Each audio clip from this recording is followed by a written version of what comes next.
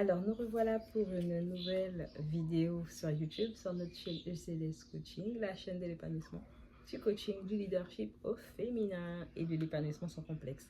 Donc, je suis Alison Vincent, coach en amour de soi, en confiance en soi, et j'accompagne par l'amour de soi et la confiance en soi les femmes qui ont besoin, les femmes audacieuses qui ont besoin de s'épanouir, qui ont besoin de s'ouvrir, de vivre leur vie et de vibrer leur vie sans complexe, avec leur énergie féminine en plus.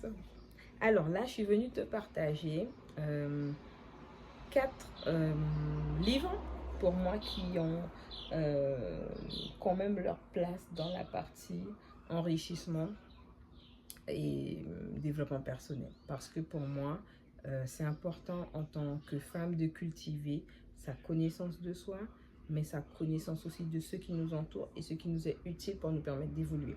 Donc, ce sont des lectures en français et en anglais. Donc voilà, donc si ce sont des livres que tu ne vas pas trouver faciles à lire pour toi en anglais, ben, tu peux les lire en français, il n'y a pas de souci. Donc le premier dont je vais te parler, c'est l'école du cerveau. C'est le premier livre que je te partage d'Olivier Houdet. Donc c'est un livre qui est vraiment très fluide à lire, qui est un livre de référence concernant la neuropédagogie. Donc pour t'expliquer, te simplifier ce que c'est la neuropédagogie, c'est en fait le fait d'étudier le lien entre les neurosciences et comment les neurosciences dans l'action pédagogique, dans l'intérêt pédagogique, apportent une meilleure compréhension dans l'apprentissage, dans l'assimilation des notions, des connaissances, et comment l'apprentissage est beaucoup plus fluide en fonction de différents profils de personnes. C'est beaucoup utilisé au niveau scolaire, mais c'est aussi utile au niveau étudiant aussi, hein, voilà, de pouvoir utiliser la neuropédagogie, pardon. C'est un peu différent parce que c'est vrai que dans le cursus scolaire, on s'appuie beaucoup sur la pédagogie différenciée.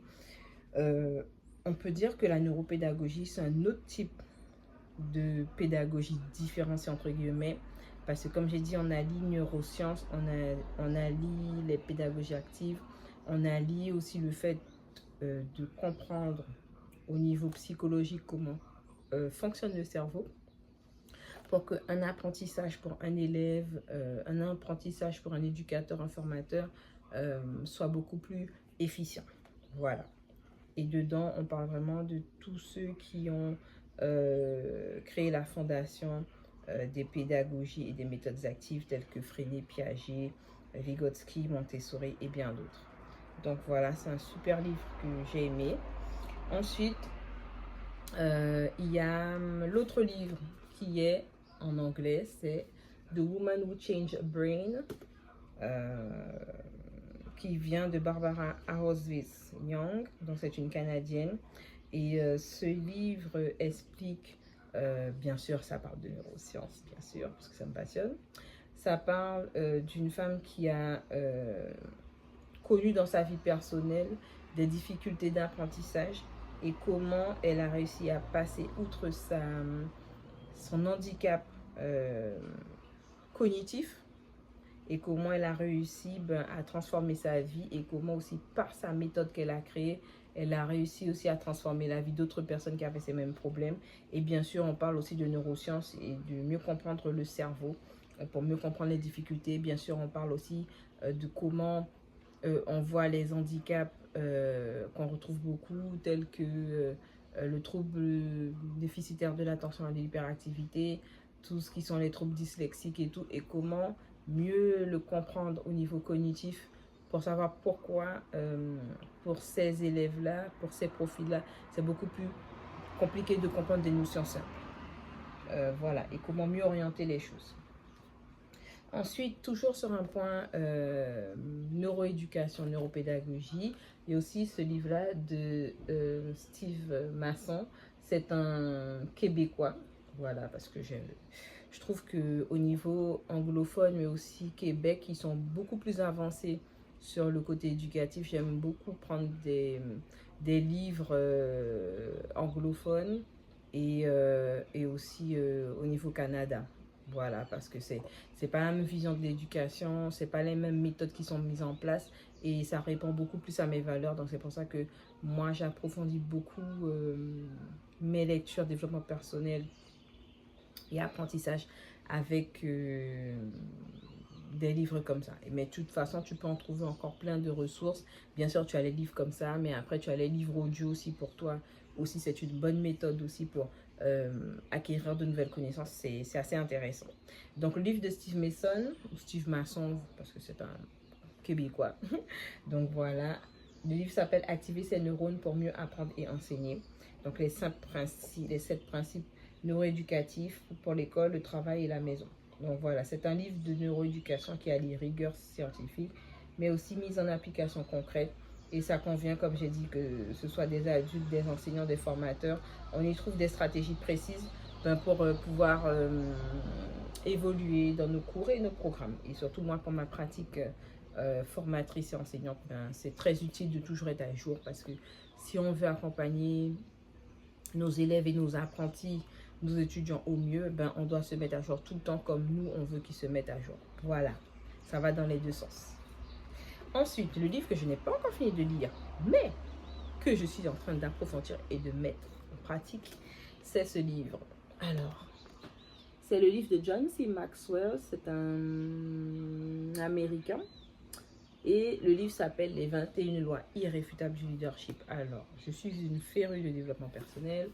Donc, tout ce qui est Tony Robbins, John C. Maxwell, Warren Buffett, et j'en passe, et j'en passe. Il y en a beaucoup que j'aime beaucoup leurs livres, leur savoir, leur partage autour du leadership, autour de l'entrepreneuriat, autour de la vision, autour de créer une communauté, comment se développer. Parce que le développement personnel, c'est pas juste lire des livres et puis dire je sais telle chose, je sais telle chose. Dans votre développement personnel, tout ce que vous allez acquérir, vous allez voir que vous allez vous développer quand ce que vous aurez acquis en termes de lecture, en termes de connaissances, que ce soit livres, audio, événements, conférences et autres, c'est quand vous allez le mettre en pratique et quand vous allez être face à des difficultés, comment vous allez savoir y remédier et quelles sont les stratégies et les outils que vous allez utiliser pour remédier à cette situation et en sortir grandi et vainqueur. C'est là que vraiment le travail de développement personnel, vous allez voir que vous vous développez personnellement, comme s'appelle l'appellation.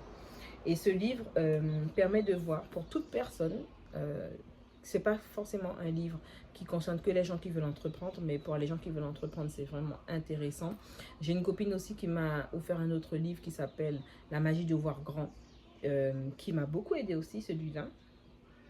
Et concernant le livre de John C. Maxwell, ce qui est intéressant, c'est qu'il vous donne en fait les 21 lois irréfutables, mais comment on le met en pratique. Et ça peut aider des personnes qui veulent évoluer professionnellement dans leur métier, qui veulent évoluer socialement, ceux qui veulent entreprendre, celles qui sont des porteuses de projets, ça peut les aider aussi vraiment à évoluer et aussi voir que le leadership, c'est quelque chose qui se construit. Et je prenais une discussion dernièrement avec quelqu'un, mes leaders ainsi.